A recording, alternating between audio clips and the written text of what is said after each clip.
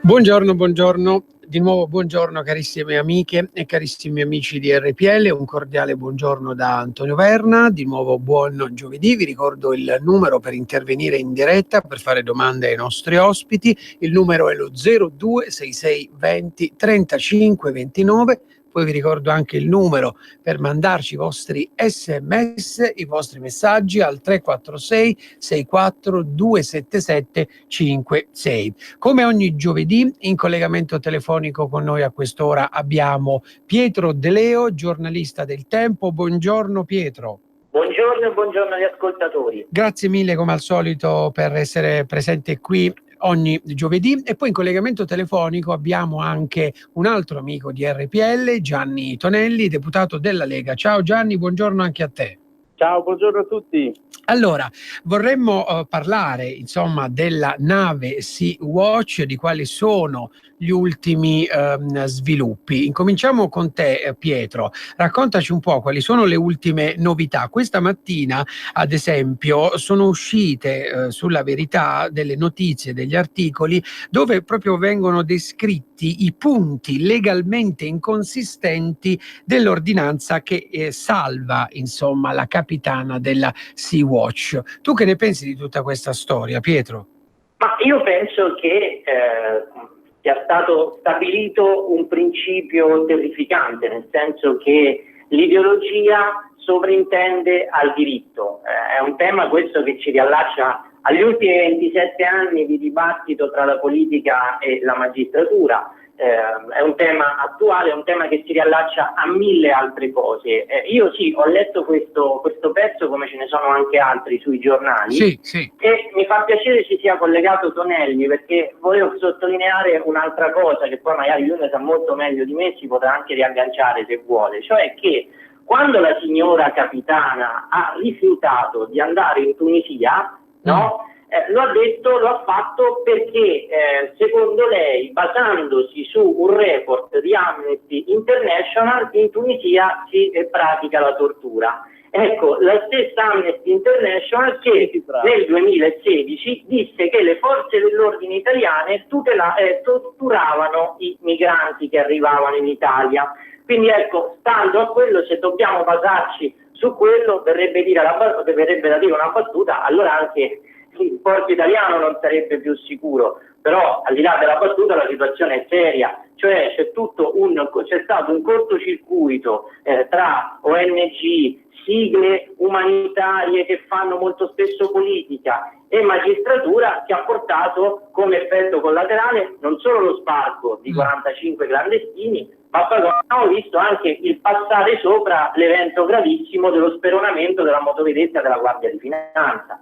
Ecco, al di là dell'idealizzazione che è stata fatta su questa ragazza, sulla capitana Rackete, quello che preoccupa è proprio questo, che c'è stato un cortocircuito giuridico, ideologico, che è stato fatto a scapito della politica vera, della democrazia, della capacità di un governo, della possibilità e anche del diritto di un governo di orientare le politiche all'interno del proprio paese e di riflesso anche dei cittadini che votano determinati partiti. Al di là del fatto 45 meno, 45 più, sono pochi, sono tanti, comunque secondo me è stato toccato veramente un punto di non ritorno e un precedente gravissimo, oltre al fatto appunto che ci sono molti dubbi su questa ordinanza dal punto di vista giuridico. Leggevo anche sull'applicazione dello scriminante dell'articolo 51, no? Che tu puoi violare le leggi se c'è un dovere da compiere, insomma anche lì ci sono molti dubbi, però dal punto di vista politico e giuridico è stato veramente una cosa devastante, secondo me. Certo.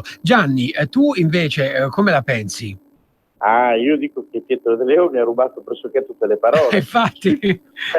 Non ho argomenti, io posso dire avvallo tutto, no? Adesso per entrare un attimo nel merito ha ragione, cioè il diritto di cosa stiamo parlando, non solo. Questa non è stato un cortocircuito questa volta, ecco, questa mi spingo ancora più in là. Questa forse sentenza certifica in maniera ufficiale questo cortocircuito che ormai da decenni va avanti, perché obiettivamente non possiamo non considerare che la magistratura si sta facendo del male da sola in questo, quindi le accuse secondo il quale, in questo caso il ministro Salvini, secondo le quali il ministro Salvini sta danneggiando la magistratura criticandola, no, è il contrario, è la magistratura che si sta facendo del male da sola, dal momento in cui per una serie di scelte anche sbagliate da decenni e il baricentro dei poteri è uscito dal suo alveo naturale e voglio dire l'agenda un po' sotto il profilo politico, non voglio partire da Why Not e venire in qua o voglio dire da Mastella per non metterla proprio in difesa, voglio dire, di quello che è lo schieramento di cui posso far parte, ma a tutto campo che vi sia un ingresso a gamba tesa della magistratura nelle vicende politiche, economiche e sociali del nostro paese, questo è sotto gli occhi di tutti. Io mi sono letto bene il dispositivo e devo dire inorridisco, cioè, io sono veramente inorridito, cioè se fossi un cinico schifoso, scusatemi il termine, auto in questo senso nei miei riguardi, quindi non me lo posso utilizzare e potrei quasi essere contento perché questo porta consenso a quelle che sono le politiche, ma non è così, ci sono dei beni superiori che sono a quelli che possono essere interessi di carattere politico di bottega, cioè questo è una cosa veramente, è il tramonto totale del diritto, cioè mi si venga a dire adempimento del dovere, per cui è legittimata, ma voglio dire tutti i giorni i miei colleghi finiscono sotto procedimento penale perché ogni asino che raglia, ogni persona arrestata ha interesse a trasformare il poliziotto in un imputato in un procedimento connesso che si crea una lesione da solo per questo motivo, per cui noi siamo costretti a chiedere, noi poliziotti, di essere messi sotto i raggi X, carabinieri e tutte le forze dell'ordine, perché con delle telecamere, perché anche noi stiamo adempiendo il nostro dovere ma veniamo accusati in qualsiasi. Ma allora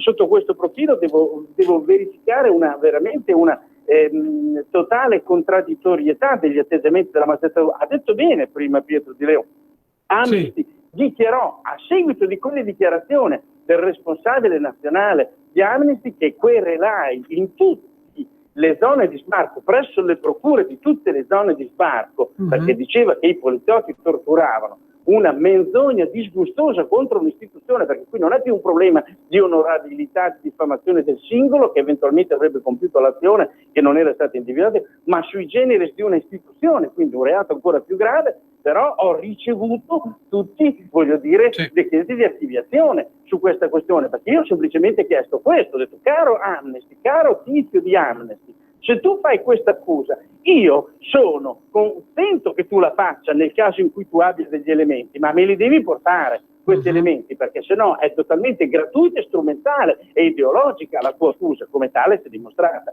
Allora io, tornando a quello che è il dispositivo, sono rimasto veramente sconcertato, perché c'è un filo logico ideologico e mi trasforma il diritto, come dico sempre, in picchetti per una pista di slalom. Servono solamente per essere aggirati e per essere utilizzati a proprio comodo. Questo è purtroppo il problema. Infatti ho pubblicato alcuni post sulla questione dove ho messo proprio il diritto interrogativo con una serie di punti interrogativi. Ma quale diritto? Non esiste più il diritto in Italia e sarebbe ora che riaffermassimo, noi che siamo la patria del diritto, che ci arriva da tradizione, da quello che è, voglio dire, stata la forza del passato, come era la filosofia per la civiltà greca, la civiltà nostra, italiana, greco-romana, il nostro impero romano, era il diritto, la forza era il diritto delle regole, le regole. In Italia non esiste una regola, se un ministro dell'interno non ha neppure di fronte a un decreto emesso per necessità ed urgenza la possibilità di bloccare dei flussi di ingresso, la violazione dei confini, e se alla fine addirittura di fronte agli ordini più volte legalmente dati dall'autorità, il capitano, la capitana si permette di non ottemperarli e addirittura di aggredire un natante e non viene considerato resistenza, allora ha ragione Fratoianni come ieri in Parlamento. La colpa di chi è? È della Guardia di Finanza. Pietro, l'attivista, insomma, la capitana verrà interrogata il 9 luglio. Fino ad allora sarà nascosta in Italia, il papà ha detto è da un'amica. Quindi il 9 luglio ci saranno ulteriori sviluppi di questa vicenda? Ma vediamo, sì, sicuramente non è finita, perché comunque c'è anche un'inchiesta per un altro reato, che è quello di favoreggiamento dell'immigrazione clandestina. Quindi bisogna capire, perché comunque c'è anche la posizione del PM che invece aveva battuto sul fatto che lo stato di necessità non esisteva. Insomma, la vicenda non è chiusa. Certo è che al di là della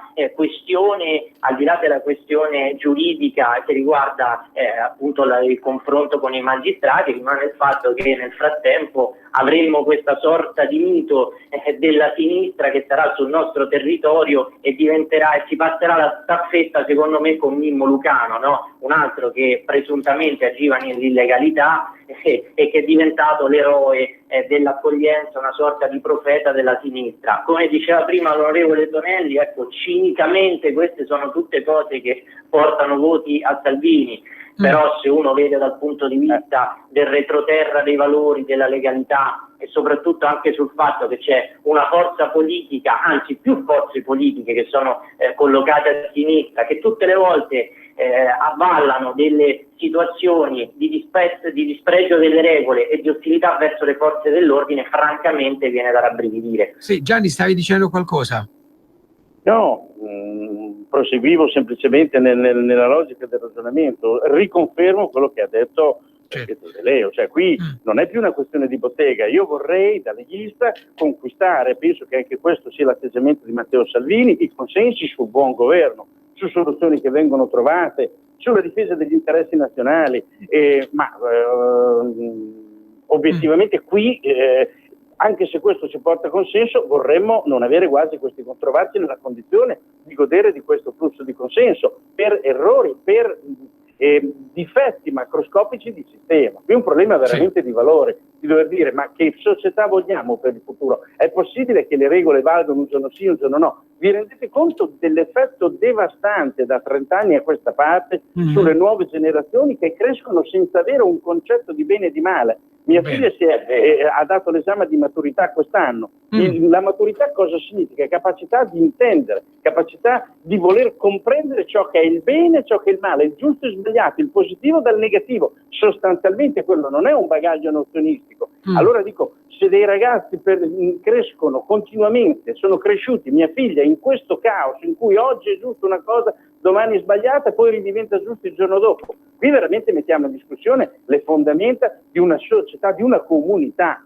E anche il principio di autorità, se mi consentite, se regolato così. Benissimo. Che è il fondamento anche questo della comunità, della convivenza civile. Allora, abbiamo una telefonata, sentiamo chi è in linea. Pronto, buongiorno.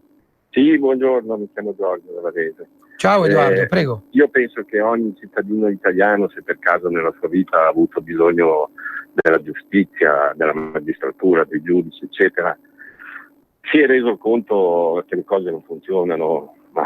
Cioè, io ho avuto bisogno 2 volte nella mia vita e non sto qui a raccontare i particolari che sono agghiaccianti di come sono le soluzioni. Cioè, una volta perché mi hanno derubato e un'altra volta perché dovevo chiedere dei soldi che mi venivano indietro. Lasciamo perdere perché non è quello il punto che voglio dire. L'unico modo che può fare questo governo per sistemare questo strapotere della giustizia è proporre un disegno di legge dove gli aumentano lo stipendio del 30-40% e dove li mandano in pensione a 50 anni col doppio dello stipendio. Vedrete che dopo la giustizia funzionerà, capisci? È molto semplice, questi vanno pagati il doppio di quello e non bisogna più obbligarli a lavorare 5 ore alla settimana come si fa adesso, capisci? Bisogna lasciarli liberi anche di non andare nei tribunali. Va bene. Questo è l'unico modo, Va perché bene. loro hanno uno strapotere e stanno sostituendo il voto dei cittadini. Allora, si parla di giustizia, non so Pietro se vuoi commentare velocemente quello che ha detto il nostro ascoltatore. Che ci sia bisogno di una riforma è molto lampante. Io ho idee un po' diverse rispetto agli interventi, perché secondo me bisogna partire dalla separazione delle carriere, dalla riforma delle elezioni nel CSM, da una regolamentazione diversa delle correnti che sono diventati dei veri e propri partiti che orientano proprio l'andamento della giustizia in Italia e si comportano con logiche prettamente politiche. È un lavorone, è un impegno di cui si parla da anni e riguarda anche la separazione dei poteri di cui abbiamo parlato fino adesso, di fronte a quale a questo tema la politica deve riprendersi il proprio. Benissimo. Gianni, senti, con te vorrei parlare insomma delle ultime aggressioni ai poliziotti. Puoi farci un piccolo riassunto, no, di quelle che sono state le recenti aggressioni ai poliziotti? È un dato allarmante, giusto? È allarmantissimo questo dato. Pensiamo questo, che nel 2017 rispetto all'anno precedente solo per la Polizia di Stato vi è stato un aumento del 10% di colleghi che per fatti concernenti il servizio sono dovuti poi ricorrere alle cure dei pronti soccorso e il dato è allarmante, 6.000 all'anno solo della Polizia di Stato, quindi se mettiamo dentro anche le altre. Questo proprio deriva da quello che parlavamo prima, cioè sul fatto di dire che purtroppo non vi è più autorevolezza nella funzione, per cui proprio ho predisposto alcuni emendamenti che vanno a corroborare il decreto sicurezza bis proprio su questo, nei reati di oltraggio, di resistenza, di violenza pubblica ufficiale, perché qui non parliamo di tutela del singolo operatore, ma della funzione. Io esco, noi usciamo poliziotti su strada, per che cosa? Per tutelare la brava gente, per promuovere concordia e pacifica convivenza, non oppressivamente l'ordine pubblico, concordia e pacifica convivenza quali presupposti per qualsiasi progresso materiale e morale di una società. E non possiamo essere vilipesi in continuazione nella funzione, perché significa non colpire il singolo che patisce la condizione, ma significa dover compromettere la funzione tutela dei cittadini, di quello che è comunque un bene comune che è l'ordine e la sicurezza pubblica, che come ho detto sono presupposti fondamentali per il progresso nostro, della nostra società e della civiltà. Allora, in questo contesto, voglio dire, noi abbiamo iniziato, i casi più eclatanti li stiamo mettendo, e uno degli strumenti che riteniamo fondamentali, che è nel contratto di governo, e che è oggetto di un mio disegno di legge, è proprio la collocazione delle telecamere su tutte le divise, su tutte le auto, in tutte le celle di sicurezza, per tutelare il singolo operatore, perché non è possibile che ogni asino che raglia finiamo alla sbarra e che la nostra parola valga meno di quella del delinquente, perché questo è un sistema che è assurdo, è un sistema che è affetto da lupus, se veramente reagisce in questa maniera, se concepisce il concetto di bene e di male in questa maniera, e quelli che sono gli assetti normali. È un problema grosso nostro, è un problema perché qui si tratta di tutelare un singolo operatore che per una manciata di lenticchie va su strada a rischiare la pellaccia e soprattutto ormai a rischiare sempre la sbarra, un processo penale, ed è assolutamente inaccettabile che venga compromessa una funzione. Quindi questa è una situazione veramente grave, allarmante. Ribadisco il concetto, un dato per ultimo, come ho detto prima, lo ribadisco. 6.000 nel 2017 sono dovuti ricorrere alle cure mediche dei pronti soccorsi. C'è qualcosa che non funziona, perché non credo che gli altri paesi abbiano dei dati analoghi. Ecco, Pietro, tu da giornalista, no, qual è il caso che ti ha più colpito di tutte queste Sì, aggressioni? io da giornalista, ma anche da cittadino, perché Anche da comunque cittadino. vivendo a Roma io spesso ho assistito a degli arresti, perché può Sì. capitare anche di incappare, no? La città è grande, veramente, riagganciandomi a quello che diceva Tonelli, ho assistito a delle condizioni veramente complicate di operatività degli uomini delle forze dell'ordine, sputi, insulti alle famiglie, insulti alle agenti donne, sputi alle agenti donne, quindi diciamo c'è questo tema, è sentito, come è sentita anche quella vocazione culturale da parte della sinistra a radiografare ogni singola mossa dei tutori dell'ordine. Ecco, come si combatte questo, come si contrasta? Si contrasta rilanciando, secondo me, la cultura della sicurezza, la cultura dell'autorità, partendo anche dalle scuole. Ecco, le scuole hanno dal 68 in avanti abolito qualsiasi concezione dell'autorità. Bisogna tornare anche facendo sì che il rapporto con l'uomo in divisa, con la donna in divisa, come sapersi relazionare, quando chiamare, come comportarsi, rientri anche nei progetti educativi, perché non è possibile spesso anche assistere a dei minori che fanno vandalismi, si compiono dei reati e spesso si ribellano anche all'autorità di pubblica sicurezza. Insomma, bisogna ripartire dal basso, secondo me. Benissimo. Allora, Gianni, purtroppo il nostro tempo a disposizione è terminato. Grazie mille per essere stato con noi questa mattina. Buon lavoro. A tutti voi. Grazie mille a Gianni Tonelli, deputato della Lega. Pietro rimani in collegamento con noi. Adesso Roberto dalla regia mi dà l'ok. Abbiamo in collegamento telefonico Matteo Bianchi, deputato della Lega. Ciao Matteo. Ciao, buongiorno a tutti. Grazie mille anche a te per aver accettato il nostro invito. Allora Matteo, parliamo un po' d'Europa, che poi è l'argomento di questi ultimi giorni. Allora, l'Italia ha evitato la famosa procedura di infrazione della quale si è parlato per settimane, no? Si temeva questa procedura. Tu che ne pensi di questa vittoria, se così la possiamo insomma definire?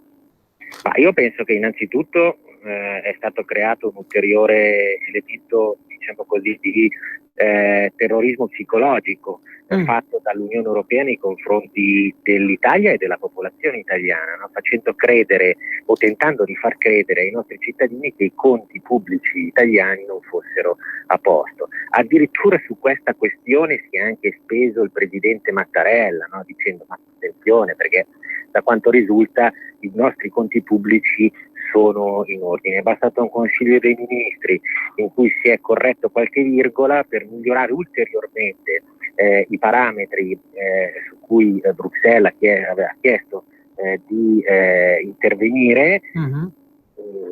E mi pare, insomma, è chiaro ed evidente che questa cosa non aveva motivo di essere, tant'è che i fondamentali dell'economia sono sempre migliori, sono sempre danno sempre più speranza di una potenziale crescita economica del nostro paese, ma soprattutto quello che fa ben sperare è il dato legato alla disoccupazione, che è scesa sotto il 20%, e oserei dire anche che è un dato più solido rispetto a quei dati che venivano venduti dal governo Renzi, perché come sappiamo questo attuale governo ha sviluppato tutta una serie di politiche per tentare di marginalizzare il cosiddetto precariato.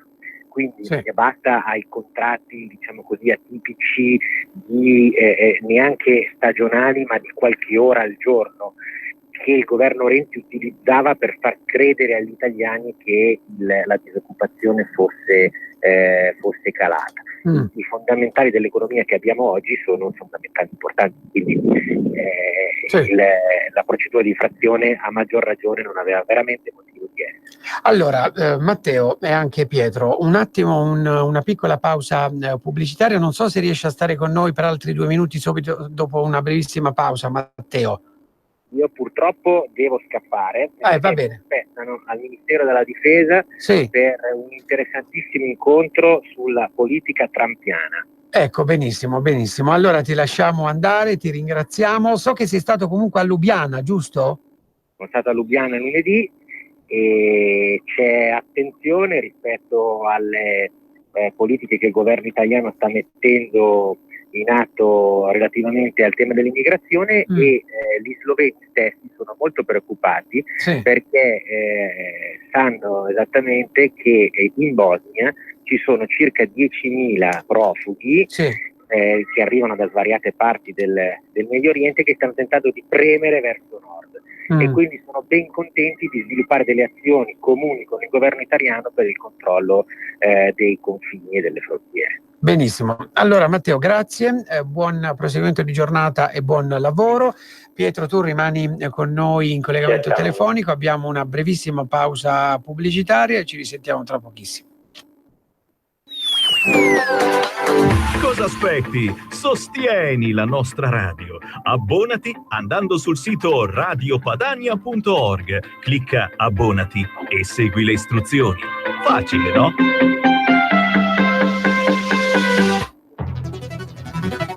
E lucevan le stelle. Sì, lo so che per realizzare tutti i progetti della Lega per l'Italia non bastano certo 2 parole, ma i 2 per 1000.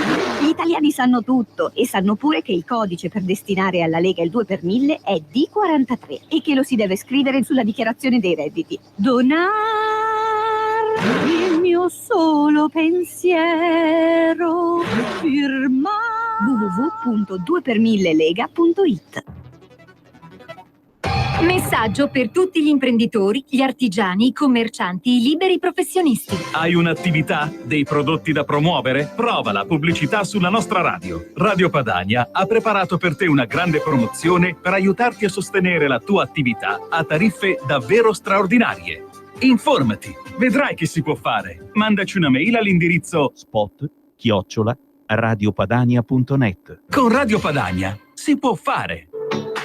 Porta con te ovunque RPL. Scarica l'applicazione su smartphone o tablet dal tuo store o dal sito radiopadania.org. Cosa aspetti? Rieccoci carissimi amici di RPL, in collegamento telefonico con noi è rimasto Pietro De Leo, giornalista del Tempo, e poi abbiamo anche in collegamento telefonico il sottosegretario agli affari esteri Guglielmo Picchi. Buongiorno sottosegretario. Buongiorno.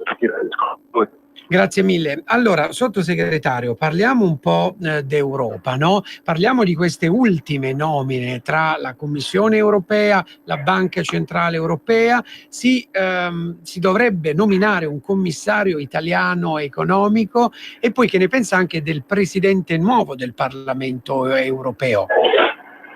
Ma allora, partiamo dal Parlamento europeo. Sì. Chiaramente sono felice che ci sia un italiano, non è proprio l'italiano che avrei voluto avere come presidente, per di più è un socialista, è qualcuno che come prima dichiarazione ha detto che questo Parlamento europeo potrà essere più aperto e quindi insomma se il buongiorno viene dal mattino un po' di preoccupazione c'è tutta, ecco. Mm-hmm. Detto questo, dovevamo portare. Ecco, non riusciamo a sentire bene il sottosegretario. Pronto? Pronto? Niente, proviamo a chiamarlo dopo. Pietro, con te appunto vorrei anche parlare del nuovo presidente del Parlamento europeo, perché tu questa mattina hai scritto un articolo su questo, giusto?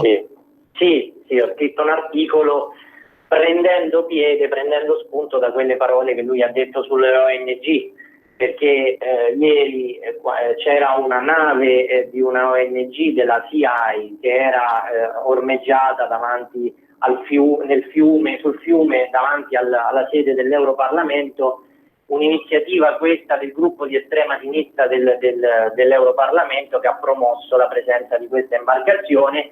Ovviamente perché per dire consentiteci di proseguire a fare la nostra attività nel Mediterraneo, eccetera. Sì. Il bersaglio, manco a dirlo, era Salvini, perché con tutto quello che è successo negli scorsi giorni con la Sea-Watch il tema è attualissimo, il tema è stato europeo, perché ci sono infilati nella disputa anche Francia, Germania e poi l'Olanda, che anzi si è sfilata perché non ha voluto saperne nulla di prendersi le sue responsabilità. Quindi il tema è stato europeo e soprattutto è stato anche centrale in questa fase di insediamento. Ora, cosa ha detto Sassoli? Sassoli, il nuovo presidente, prima ha fatto un discorso insomma pieno di cose, insomma, dei classici temi: guardiamo al futuro, la disoccupazione giovanile, il digitale, tutte cose diciamo di rito condivisibili e da menù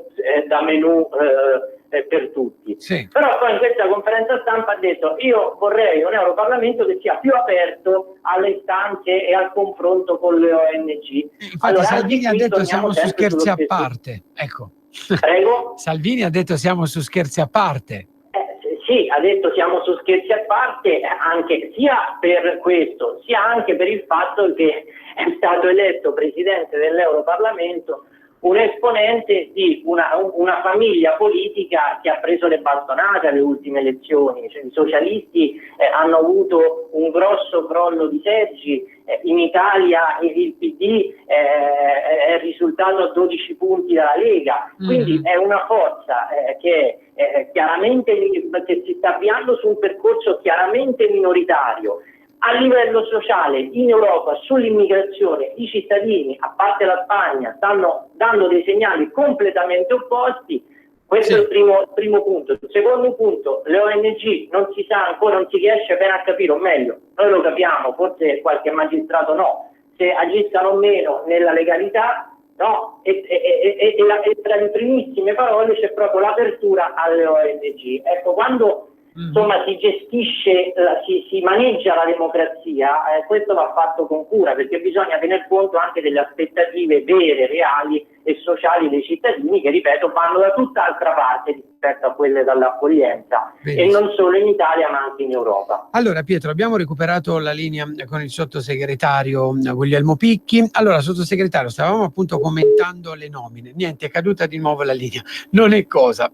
Allora Pietro, vediamo se riusciamo, perché so che il sottosegretario è in treno a ripristinare il collegamento. Volevo poi con te parlare anche degli altre nomine, no? Quelle della presidenza della Commissione europea e quella che riguarda la Banca Centrale Europea. Poi ci sono altre nomine, no, che sono state fatte riguardo al Consiglio Europeo. Non so se tu hai letto anche chi sono i protagonisti, ecco. Sì, io ho un atteggiamento assai cauto su questo, perché allora questa mattina i giornali, soprattutto quelli di stampo progressista, sono pieni di interviste, di editoriali in cui dicono rimpiangeranno quelli del governo Juncker, Salvini rimpiangerà Juncker, la signora tedesca che è stata eletta è molto rigorista. Lo stesso vedrete la Lagarde alla BCE quanto sarà rigorista. Allora, perché innanzitutto le cose si vedono alla lunga, c'è una prassi politica, c'è anche una prassi economica che spesso va da sola, e quindi insomma bisogna capire, poi è tutto un gioco ad incastro, no? Anche la procedura di infrazione sembrava inevitabile, sembrava durissima e sembrava destinata a ribaltare il governo, invece poi non è stato così. Quindi la prassi politica oggi, specialmente in un mondo così liquido, va al di là di tutte le previsioni.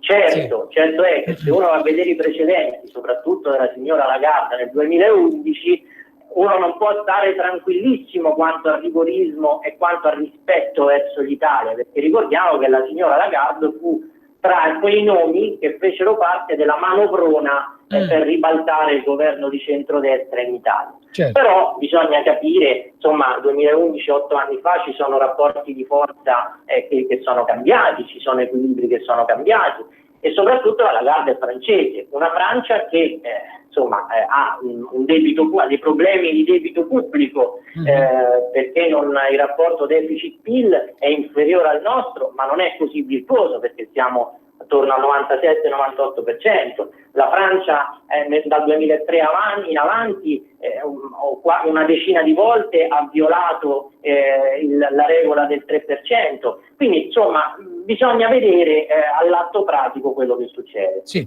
Pietro, abbiamo di nuovo recuperato la linea, spero che sia così, con il sottosegretario. Sottosegretario.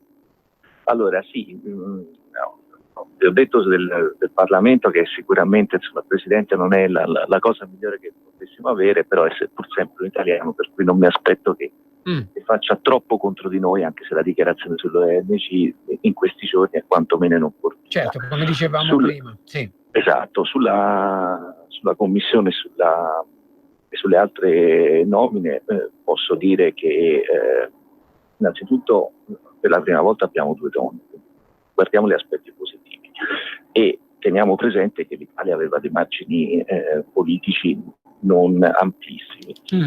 Dalle dichiarazioni pubbliche che abbiamo avuto da tanti esponenti, insomma, mi sembra che la vicepresidenza della Commissione e un portafoglio economico pesante siano assicurati. Abbiamo avuto anche l'assicurazione di avere una persona nell'esecutivo della BCE, per cui diciamo dal punto di vista italiano le cose sono andate come dovevano andare. Sì. Io non mi aspettavo, abbiamo fatto quello che dovevamo fare.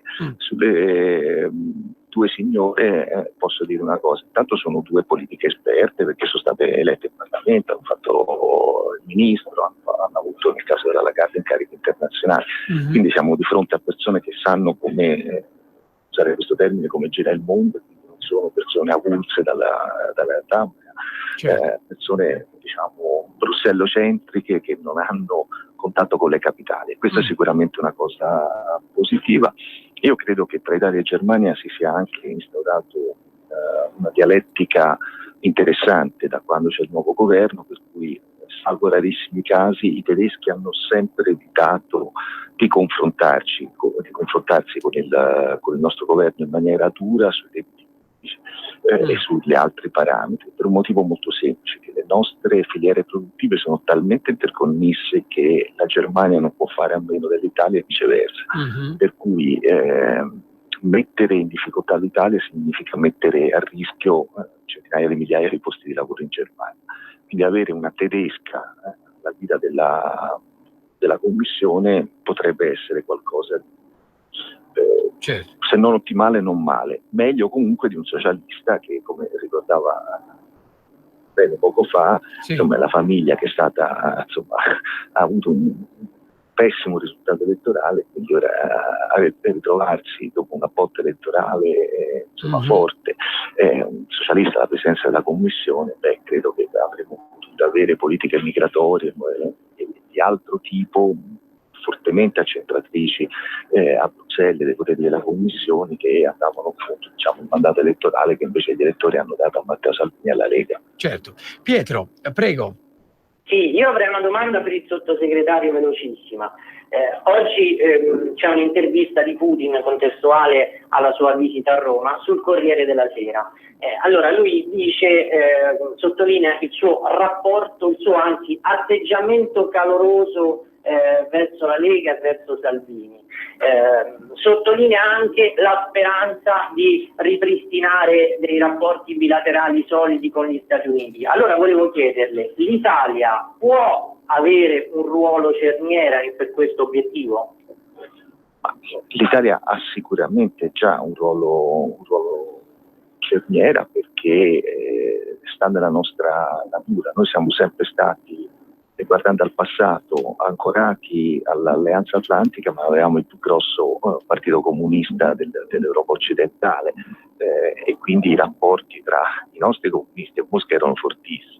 Dopo c'è stato Pratica di Mare, ancora oggi l'intenso legame che c'è da parte del segretario federale, del vice premier Salvini, sia con Putin che con l'America di Trump, fa sì che, se sappiamo giocare bene le nostre carte, la Lega e Salvini in particolare sanno giocare sicuramente bene, possiamo essere ruolo di cerniera, ma non solo formale, ma anche sostanziale, per riuscire a favorire occasioni di incontro, dialogo e soprattutto di cooperazione. Quindi io sono molto ottimista. Il fatto che Putin sia molto positivo nelle sue parole vuol dire che forse c'è anche qualcosa di più rispetto a quello che tutti noi possiamo possiamo sapere. Secondo me c'è un grande feeling tra l'America di Trump, passando da Salvini e la Federazione Russa con Putin. Sono molto ottimista che potremo fare grandi passi in avanti, e il fatto che un uomo come Trump sia estremamente pragmatico e che sia andato praticamente in Corea del Nord a incontrare Kim, è il terzo incontro che fanno, è qualcuno che non approccia le cose in modo ideologico, per cui credo che insomma, questo grande riavvicinamento e nuovo dialogo e cooperazione tra Federazione Russa e Stati Uniti sia possibile. L'Italia in questo può giocare un ruolo privilegiato. Benissimo. Sottosegretario, nei suoi numerosi incontri con i suoi omologhi ministri degli affari esteri o anche sottosegretari, lei ha incontrato il ministro degli esteri ungherese, giusto? La scorsa Assolutamente settimana. Sì. Come sono i rapporti tra l'Italia e l'Ungheria? Il rapporto politico è eccellente, il interscambio commerciale tra i due paesi è a un record, come volume abbiamo superato ampiamente 10 miliardi di interscambio commerciale. Io credo che però possiamo fare molto di più, ci sono tantissime aree di cooperazione economica, culturale, oltre a quella politica. Noi dobbiamo tradurre l'ottimo rapporto politico, l'investimento politico che l'Ungheria ha fatto sicuramente nei nostri confronti e noi nei confronti dell'Ungheria, anche però in commesse commerciali, perché noi siamo un governo molto pratico, teniamo molto alle nostre aziende, alle nostre imprese. Io credo che ci siano veramente ancora miliardi di opportunità, e miliardi non in termini di opportunità, ma miliardi in termini di euro in tantissimi settori, alla difesa, alla mobilità.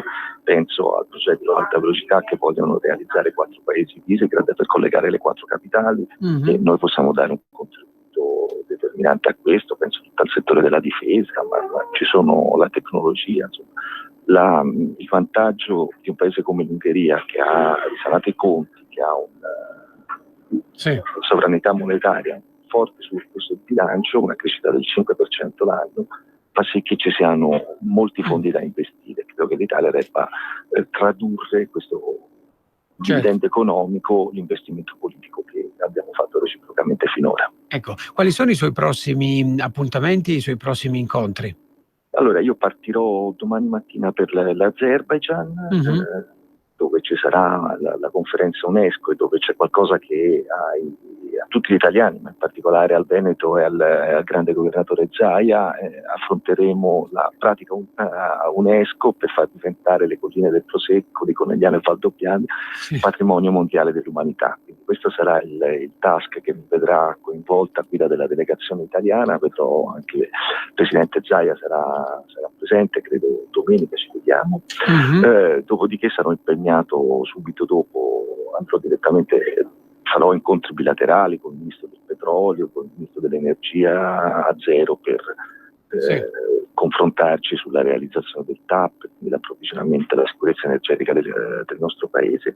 E poi andrò sui Monti Tatra in Slovacchia per la ministeriale dei paesi IOSH, dove saranno presenti Lavrov, il ministro degli esteri slovacco Lajčák e una trentina di altri ministri degli esteri. Avrò il privilegio di essere fatto di rango per una conferenza e poter incontrare tanti ministri degli esteri di una trentina circa di paesi dell'area OSCE. Benissimo, allora sottosegretario, grazie mille, buon lavoro, buon viaggio e ci risentiamo prossimamente in radio. Grazie. Grazie a tutti voi e ai radioascoltatori. Arrivederci. Allora, grazie mille al sottosegretario agli esteri Guglielmo Picchi. Pietro, quindi che ne pensi di questi incontri tra l'Italia e tanti altri paesi? Beh sì, senz'altro è un mondo, questo lo spiega anche il professor Tremonti nel suo ultimo libro, in cui la logica dei rapporti bilaterali sta riacquisendo una certa dignità, nonostante dal 2000 in avanti ci sia stata una sbornia, tra virgolette, di fondamentalismo globalista, no? Tutto quello che era confine, tutto quello che era nazione veniva quasi dipinto come una bestemmia. Oggi non è più così, ci sono delle logiche bilaterali che ricominciano a fiorire, E in questo contesto l'Italia può senz'altro dire molto, perché ha delle peculiarità. Sentivo parlare prima di prodotti dell'agroalimentare. Insomma, in questa logica credo che l'Italia possa, se gioca bene le sue carte, fare una bella partita per le proprie aziende, per le proprie eccellenze. Certo è che tutto questo però deve rientrare in maniera importante e in maniera direi anche prepotente la questione fiscale, perché se tu non metti un'azienda in condizioni di poter innovare, di poter assumere, di poter stare sul mercato e di poter sfrondare tutti gli oneri burocratici, difficilmente riesci ad affrontare un contesto come quello che abbiamo di fronte sovranazionale. Certo. Allora Pietro, io ricordo il numero ai nostri radioascoltatori per intervenire in diretta, che è lo 02 66 20 35 29, anche il numero WhatsApp che è il 346 64 277 56. Presumo che WhatsApp si sia ripristinato, Pietro, o no? Sì, ieri c'è stato un incubo, un piacevole incubo, perché non si riuscivano più a scaricare le cose, a mandare le immagini e magari ora va tutto ok. Il cielo rispetto allo schermo. Benissimo. Senti Pietro, prima di lasciarti, no, vorrei parlare con te adesso anche del PD, no, di quello che sta facendo il PD, perché Nicola Zingaretti, insomma, ha promesso e ha già iniziato, se non sbaglio, un viaggio per l'Italia. Ha iniziato dalla Campania, ha visitato alcune aziende, e poi oltre a questo volevo chiederti anche la posizione del PD sulla Sea-Watch. Qual è stata? Allora, prego. La posizione del PD sulla Sea-Watch era in piedi sul ponte, perché anzi anche supini, perché ci hanno anche dormito con i sacchi a pelo. Quindi quella era la posizione del PD.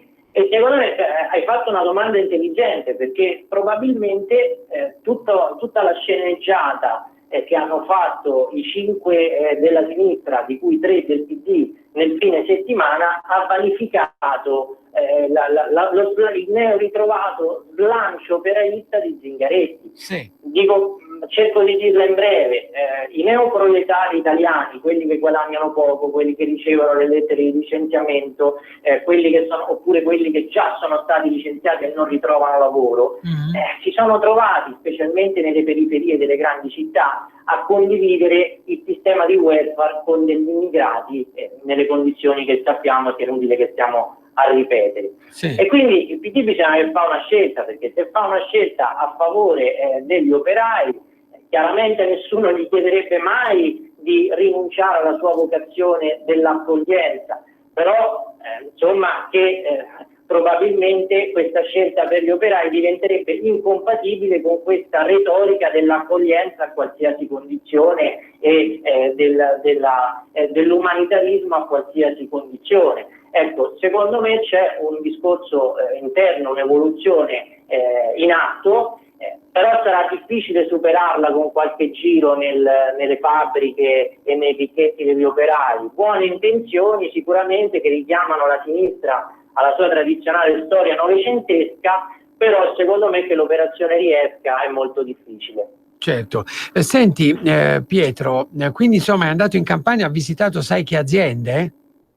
Ha visitato delle aziende, allora i nomi al momento non me li ricordo, però una era sul riciclo di materie plastiche, un'altra era sull'automotive e un'altra mi pare avesse un forte impianto tecnologico, una vocazione tecnologica.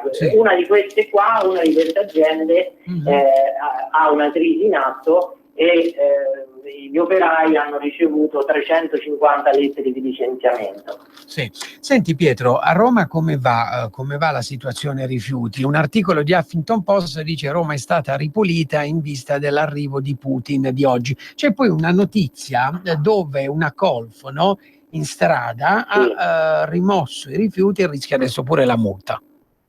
Sì, questi sono i paradossi di un paese multocratico, dove domina la multa, no? Domina la contravvenzione. Poi di fronte allo scenario che vediamo per le strade di Roma è tutto alquanto curioso. Ma le ultime notizie sono che c'è un'ordinanza della Regione Lazio che di fatto precetta altri impianti presenti sul territorio regionale per smaltire l'immondizia che sta a Roma.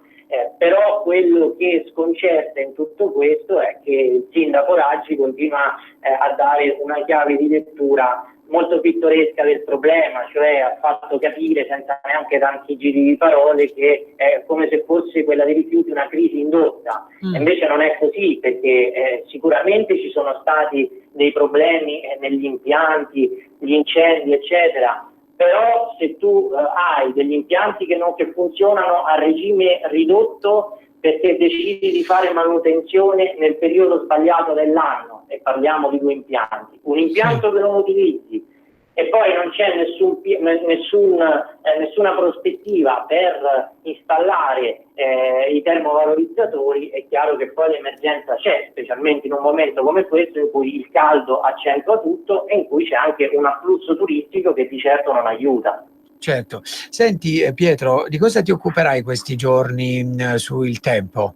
Ma sicuramente lo strascico delle nomine europee sarà importante, poi ci sono anche delle evoluzioni in corso nel centrodestra, perché ad esempio sabato qui a Roma ci sarà la convention di Giovanni Toti, che sarà un passaggio chiave per capire quel che succede in Forza Italia, per capire se questo congresso andrà avanti o meno. Insomma, ci sono delle punte interessanti secondo me. Benissimo. Allora Pietro, grazie veramente mille di essere stato con noi questo giovedì. Ci risentiamo con te giovedì prossimo dalle 10:35. Grazie mille, buona giornata e buon lavoro. Grazie, buon lavoro a voi. Allora, grazie mille a Pietro De Leo, giornalista del Tempo. Guardiamo le ultime notizie che ci giungono dalle agenzie di stampa. L'INPS dichiara nel 2018 accertati contributi evasi per oltre 1 miliardo. A fine del 2018 l'evasione contributiva accertata dall'INPS ammonta a 1 miliardo e 117 milioni di euro. Il dato è contenuto nel documento che accompagna la relazione programmatica 2020-2022 presentata dal Consiglio di indirizzo e vigilanza dell'Istituto di Previdenza. C'è un'altra notizia che riguarda il rapporto ecomafie di Legambiente su illegale governo complice. Il 45% dei reati ambientali nelle 4 regioni ha maggiore presenza mafiosa. Il presidente Ciafani dice i condoni edilizi fanno male. Lo leggo qui da Huffington Post. Allora adesso andiamo in pausa pubblicitaria, ci risentiamo tra pochissimo. Guardiamo un momento i dati degli ultimi anni, quanti migranti sono arrivati in Italia. 2016 181.000, 2017 119, avrebbero superato forse i 200.000. Onestamente il ministro Minniti a metà giugno ha dato una stretta sulle ONG, polizia a bordo, eccetera. 2018 finora 20.000. Noi abbiamo fatto mese per mese per fare un parallelo migliore con l'anno scorso. Allora, giugno 2017 23.000, soprattutto prima del 20, dell'intervento di Minniti, diciamo. Giugno di quest'anno 3.000. Luglio, ecco, questo è il primo parallelo omogeneo, 11.400 contro 1.969. Agosto 3.920 l'anno scorso, 2.521. Settembre sono risaliti 6.282 l'anno scorso contro i 242 di quest'anno, che si sono aggiornati a ieri. Allora abbiamo chiesto con i nostri sondaggisti, sono 40.000 in meno, sì. A occhio. Sì. Quindi vuol dire che volere è potere, ci dicevano non si può fare niente, volere è potere.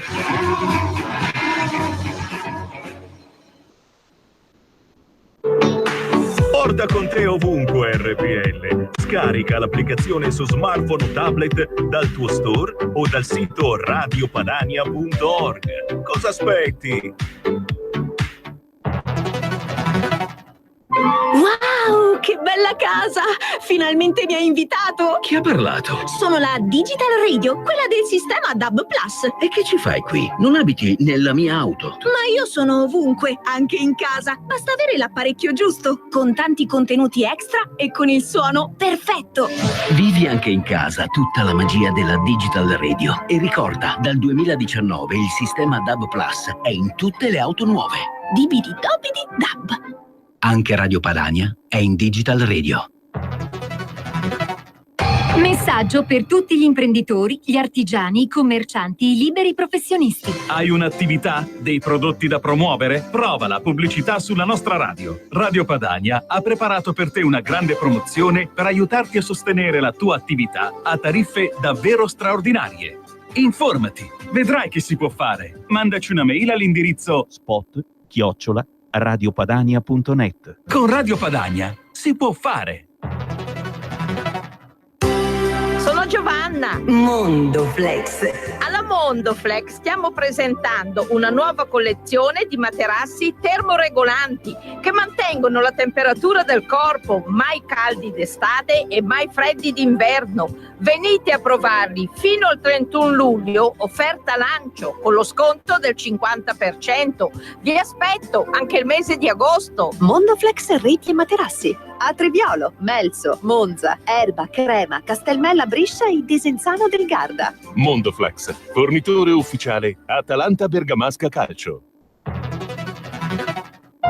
Per la tua pubblicità su Radio Padania Libera, scrivi a spot@radiopadania.net. Cosa aspetti? Sostieni la nostra radio. Abbonati andando sul sito radiopadania.org. Clicca abbonati e segui le istruzioni. Facile, no?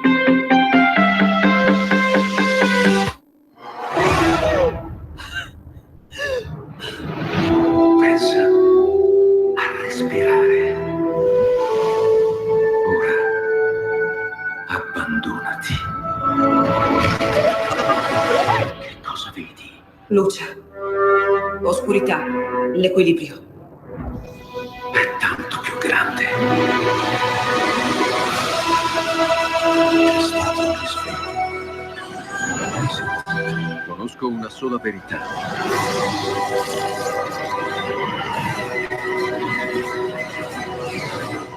Movie Time ti fa entrare nel vivo del cinema, ti fa sentire come se fossi tu il protagonista del grande schermo.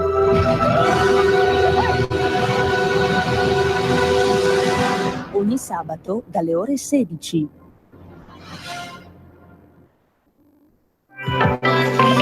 Radio Padania è ascoltabile anche con la televisione in digitale. Sul telecomando della televisione digitale o del tuo ricevitore digitale puoi scegliere se vedere la TV o ascoltare la radio. Risintonizza i canali radio e troverai anche Radio Padania Libera, la tua radio. Canale 740.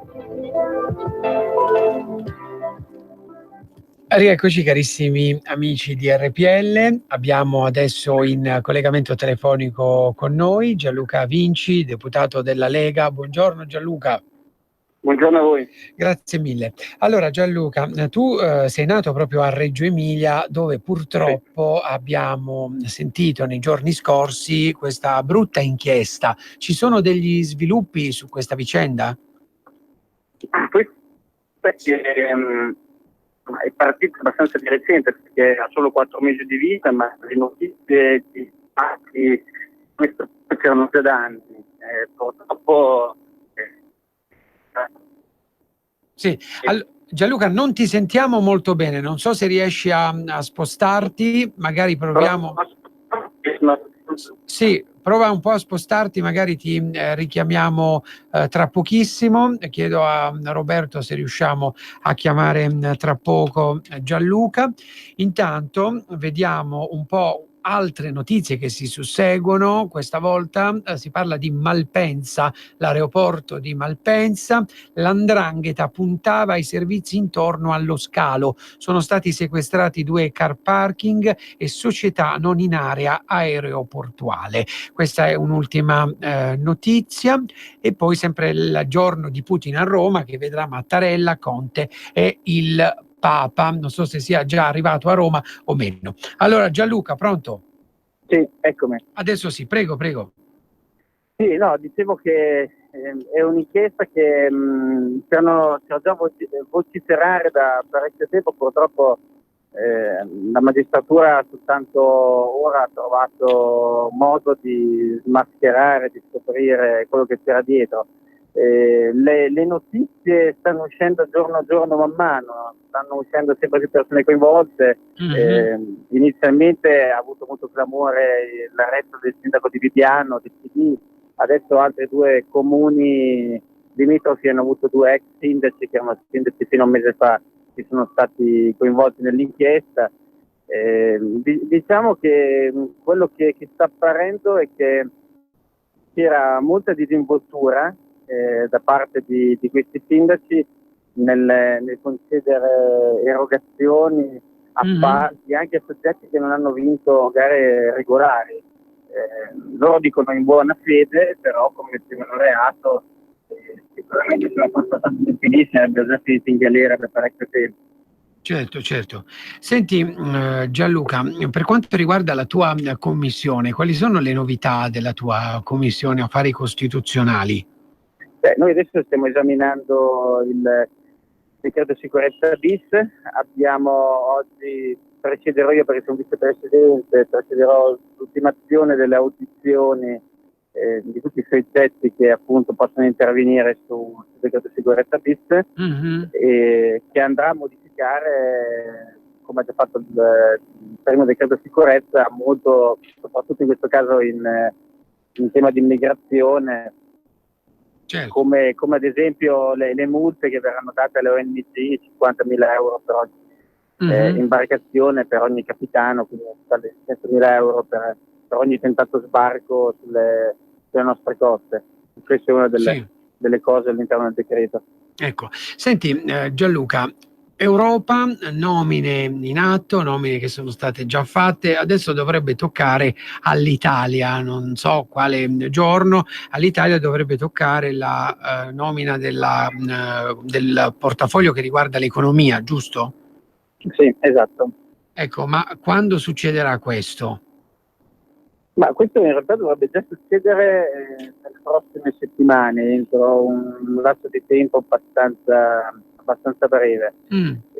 Non ci sono tempi molto definiti, però si pensa che prima dell'estate, prima della pausa estiva ci sia la nomina, al massimo subito dopo, ma dovrebbe essere molto breve. Ecco, senti, sulla visita di Putin a Roma di oggi, no? Tu che ne pensi anche di questo asse strategico Roma, Trump e Putin? Io penso che l'Italia in passato, non negli ultimi tempi, ha avuto un ruolo fondamentale anche nella diplomazia internazionale. Con la visita di oggi si dimostra che questo governo punta a far ritornare l'Italia di nuovo un punto di riferimento non soltanto per il Mediterraneo e per l'Europa, ma anche per gli ottimi rapporti che ha sia con gli Stati Uniti sia con la Russia, un ottimo interlocutore anche per risolvere altri punti a livello internazionale. Noi da sempre, anche come Lega, siamo contro le sanzioni alla Russia, ad esempio, e allo stesso tempo abbiamo degli ottimi rapporti con gli Stati Uniti. Quindi vediamo noi come Lega benissimo la visita di oggi di Putin in Italia. Senti Gianluca, sugli ultimi provvedimenti approvati, no, da questo governo c'è il decreto crescita. Quali sono le misure più significative che puoi ricordarci di questo decreto? Ma questo decreto va a toccare veramente tantissimi punti. Molti sono di tipo squisitamente amministrativo, che però vanno a incidere sulla vita concreta di moltissimi cittadini di piccoli comuni, perché è stato ad esempio prorogato per arrivare poi magari a una cancellazione della possibilità per i comuni di avere una contabilità semplificata e quindi di non dover sobbarcare su ulteriori spese magari con pochi dipendenti, bloccando l'attività comunale e poi riversando queste problematiche sui cittadini. Il Crescita ha dato un'idea su insomma, diversi punti per rilanciare un po' tutto quello che era il programma della Lega e per risolvere invece altre problematiche magari più contingenti, che dette così non sono di ampia conoscenza da parte della cittadinanza, ma dal punto di vista burocratico ha risolto parecchie problematiche all'interno delle normative. Benissimo. Senti, in programma cosa c'è la prossima settimana, anche in questi giorni alla Camera o nelle varie commissioni? Ecco. In questo momento i giochi sono tutti puntati sul decreto sicurezza, tanto che anche questa settimana si sono fatte delle piccole risoluzioni e altro, ma tutti in attesa che le commissioni, la prima, la mia e quella giustizia riunite, finissero i lavori sul decreto sicurezza bis, che andrà in aula dal 15. Quindi diciamo che il provvedimento più importante oggi è proprio quello sulla sicurezza, che appunto va a trattare in materia di immigrazione e che alza ad esempio le pene anche per tutti i reati commessi durante le manifestazioni. Andiamo a punire di fatto quei soggetti, quegli antagonisti, quei no global che oggi si fanno chiamare antifa, ma che perrucciano le macchine lungo la strada durante le manifestazioni. Quindi noi cerchiamo di inesperire, li inasserremo fra 15 giorni, comunque entro fine mese, dopo ci sarà il passaggio anche al Senato, andiamo a modificare questa normativa. Diciamo che oggi i giochi sono puntati sul decreto sicurezza bis. Benissimo. Allora, Gianluca, ti ringrazio. Buona giornata e buon lavoro. Ci risentiamo prossimamente in radio. Ok, grazie a voi. Allora, grazie mille a Gianluca Vinci, deputato della Lega. Andiamo a guardare la pagina Facebook del ministro Salvini. Chiedo a Roberto di aggiustarmi l'audio, perché volevo fare sentire un post che il ministro ha scritto. Il sindaco di Napoli, sempre così tanto attento agli immigrati, viene coperto dai fischi dei suoi concittadini al San Paolo all'inaugurazione delle Universiadi. Che peccato, sentiamo. È il momento del sindaco di Napoli, Luigi De Magistris. Come sindaco di Napoli do il benvenuto alle atlete e agli atleti in questo bellissimo stadio e soprattutto vi do il benvenuto nella nostra bellissima e splendida città. È il momento del sindaco di Napoli, Luigi De Magistris. Come sindaco di Napoli do il benvenuto alle atlete. Ecco, abbiamo fatto ascoltare il post che ha pubblicato il ministro Salvini sulla sua pagina Facebook. Guardiamo altre notizie che ci giungono dalle agenzie di stampa. Aggredito da un richiedente asilo, muore colpito con un pugno in testa nella stazione metropolitana a Napoli. È morto in ospedale il tabaccaio napoletano di 52 anni, preso a pugni da un nigeriano richiedente asilo lo scorso 9 giugno nella stazione Chiaiano della metropolitana di Napoli. L'uomo, che si chiamava Ulderico Esposito, a causa dell'aggressione con un pugno in testa per futili motivi, versava da tempo in gravi condizioni.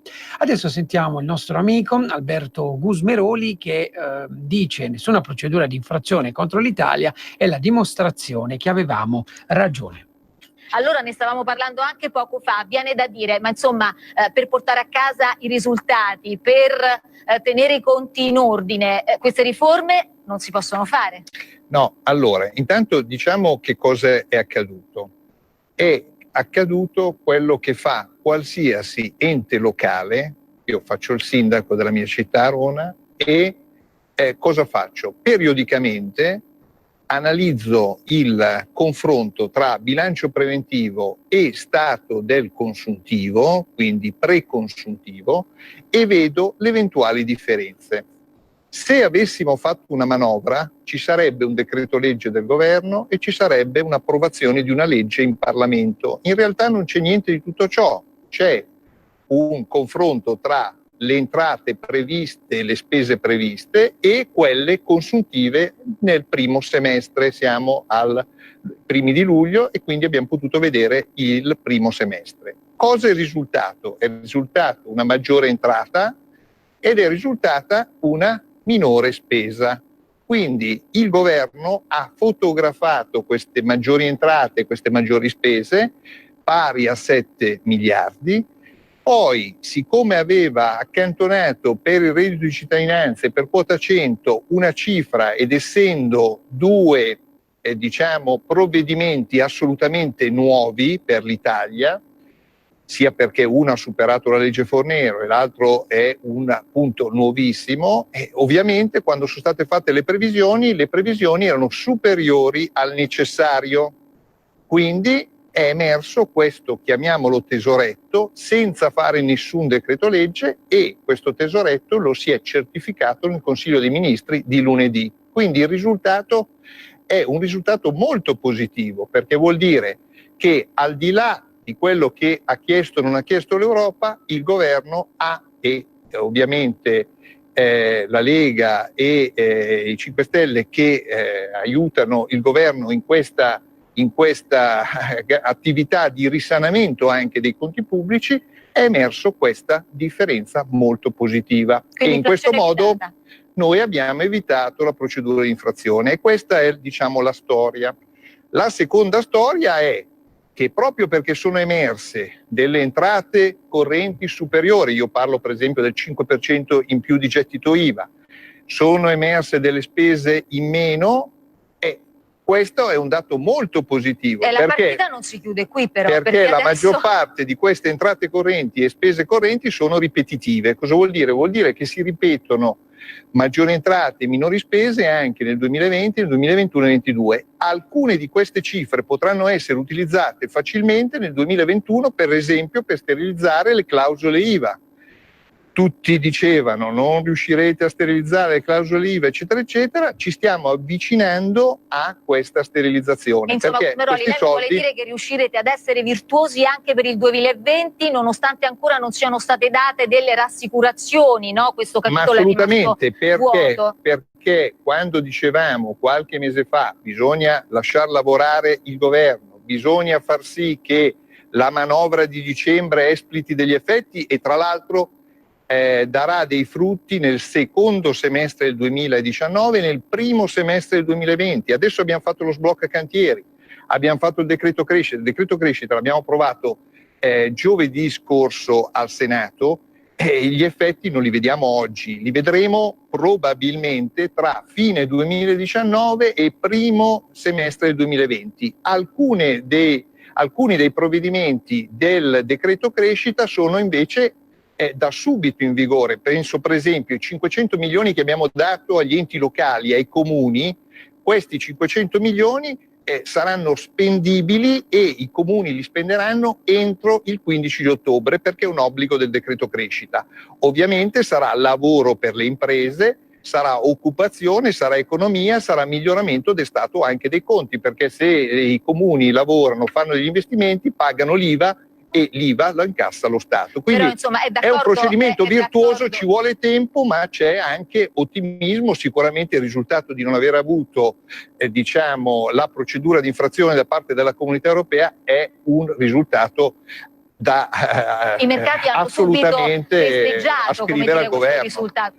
I mercati hanno risposto positivamente, sotto i 200 bravissimo, punti. Oggi era 192. Ecco, abbiamo sentito il deputato della Lega Alberto Gusmeroli, amico di RPL. Adesso in collegamento telefonico con noi abbiamo la dottoressa onorevole Maria Teresa Bellucci, deputata di Fratelli d'Italia. Buongiorno onorevole. Buongiorno a voi Grazie e buongiorno a tutti i radioascoltatori. Grazie mille per aver accettato il nostro invito. Così come noi facciamo di solito con gli ospiti, questa è la sua prima volta qui in radio, giusto? Sì, esatto, è la prima volta. Benissimo, la presento molto velocemente. Lei è nata a Roma, laureata in psicologia, in questa legislatura fa parte della Commissione Affari Sociali ed anche della Commissione parlamentare per l'infanzia e l'adolescenza. Le chiedo di raccontarci un po' come nasce la sua passione per la politica e anche la sua esperienza politica e la sua vicinanza a Fratelli d'Italia. Questa domanda mi piace molto, quindi vi rispondo estremamente volentieri. Sì. Io mi sono sempre occupata di politica, però devo sottolineare il senso che io do all'impegno politico. L'impegno politico per me è il bene comune, cioè il tutelare il bene comune, e si può fare comunque sempre nella propria vita, indipendentemente ad essere stato eletto in Parlamento, in un comune, all'interno di un partito. Sì. E quindi io ritengo di averlo sempre fatto. L'ho fatto prima come presidente nazionale del Movimento delle Associazioni di Volontariato, occupandomi di fragilità sia in Italia che all'estero. L'ho fatto come psicologa, lo faccio come psicoterapeuta. Lo faccio in ogni momento della mia vita quando cerco di pensare oltre a me e penso invece di poter contribuire al miglioramento della vita della comunità a cui appartengo. Benissimo. Io soltanto una cosa vi devo chiedere, io ho un ritorno audio della mia voce che mi rende davvero difficile. Ha fatto bene, ha fatto parlare. bene. Vediamo adesso se riusciamo a ripristinare. Adesso ci sente meglio? Pronto? Ci sente meglio adesso? No, io ho sempre il ritorno audio della mia voce, quindi mentre parlo contemporaneamente. Allora chiediamo a Roberto dalla regia di ripristinare meglio l'audio, perché l'onorevole sente un ritorno. Adesso vediamo un po' se riusciamo a ripristinare meglio il collegamento. Guardiamo le ultime notizie che ci giungono dalle agenzie di stampa. A Stromboli è passata una notte serena, si va verso la normalità. Ginostra è coperta da pomice nera, incendi sono sotto controllo, la notte è passata relativamente tranquilla a Stromboli, dove la situazione sta tornando lentamente alla normalità dopo le due violente esplosioni delle 16:46 di ieri che hanno causato la morte del 35enne Massimo Imbesi e almeno 3 feriti non gravi nella frazione di Ginostra, e tanta paura tra abitanti e turisti che erano sull'isola. Ci sono stati dei terremoti di piccola energia sotto la magnitudo 2, probabilmente come effetto dell'assestamento del vulcano. Terremoti che sono stati avvertiti ma non hanno creato alcun danno, ma fatto sussultare chi è a Stromboli. L'isola comunque è coperta da detriti, da pomice nera, uno strato alto alcuni centimetri. La maggiore zona colpita è la frazione di Ginostra. Adesso dice uno degli abitanti, Gianluca Giuffre: noi siamo già al lavoro per spalare, ma ci vogliono aiuti e braccia forti. Sono rimasti attivi ancora dei piccoli focolai, ma anche la situazione incendi appare sotto controllo. Allora abbiamo, suppongo, ripristinato il collegamento audio. Con noi l'onorevole Maria Teresa Bellucci. Onorevole, adesso come ci sente? Adesso vi sento benissimo, grazie tante. Meglio. Mi facilitate la conversazione con voi e con i ascoltatori. Allora, dicevamo. Allora vi dicevo, quindi mi ritengo di essermi sempre occupata di politica laddove la politica è il bene comune. E l'incontro con Fratelli d'Italia è avvenuto in queste elezioni in particolare perché mi hanno chiesto di candidarmi. E mi hanno chiesto di candidarmi con delle parole che mi hanno subito convinto, perché mi hanno detto di occuparmi di Parlamento, se ovviamente fossi stata eletta, di quello di cui mi ero sempre occupata nella mia vita, e quindi di tutela dell'infanzia, di contrasto alla violenza, di politiche antidroga, per fare quindi dal più alto consesso italiano quello che è stato per me sempre un impegno sociale, etico, professionale, ma portato avanti poi da una grandissima passione. e a questo non rifiutare, sarà una sfida veramente avvincente per me nel momento in cui ho accettato quella candidatura, e devo dire che una volta eletta hanno mantenuto la parola. Fratelli d'Italia, Giorgia Meloni l'ha mantenuta perché mi ha inserito come capogruppo nella Commissione Affari Sociali e Sanità, anche come capogruppo nella Commissione Bicamerale Infanzia e Adolescenza, e io oggi devo dire in quest'anno quello che ho fatto e che ho cercato di fare convintamente è portare le battaglie che mi hanno accompagnato sempre, e quello che continuerò a fare per tutto il tempo. Ecco, ci racconti un po' quale proposta di legge lei ha presentato e che ne pensa, e che ne pensa purtroppo di questo scandalo sugli affidi illeciti che ha colpito Reggio Emilia. Ecco, non riusciamo a sentire l'onorevole, vediamo se tra poco riusciamo a ripristinare il collegamento, perché purtroppo abbiamo solo altri 5 minuti a disposizione. Allora, vediamo un po', chiedo a Roberto di riuscire a ripristinare il collegamento. Ecco Roberto dalla regia, che ringrazio, che fa tutto il possibile. Vi ricordo il numero per intervenire in diretta, che è lo 02 6620 35 29. Vi ricordo poi anche il numero WhatsApp, che è il 346 64 277 56. Allora, vediamo se poi riusciamo, altrimenti sentiremo l'onorevole domani oppure nei prossimi giorni. Il sottomarino in Russia, altra notizia, in Russia il sottomarino colpito dall'incendio era a propulsione nucleare. Era a propulsione nucleare il sottomarino russo sul quale lunedì è scoppiato un incendio che ha causato la morte di 14 marinai durante una missione nel mare di Barents. Lo ha confermato il Cremlino. Il ministro della difesa ha assicurato che il reattore è stato isolato e posto in sicurezza. Il ministro della difesa ha inoltre precisato che le fiamme sono divampate nel compartimento batteria del sommergibile. Allora, poi sentiremo l'onorevole in un altro momento, vediamo se domani oppure la prossima settimana. Io ringrazio tutti per averci seguito. Vi ricordo che la trasmissione sull'Europa fino al 31 agosto non c'è, la anticiperemo in onda libera dalle 10:35 alle 12, poi appunto vi parleremo di questa novità. Grazie a tutti per averci seguito e buon proseguimento di giornata.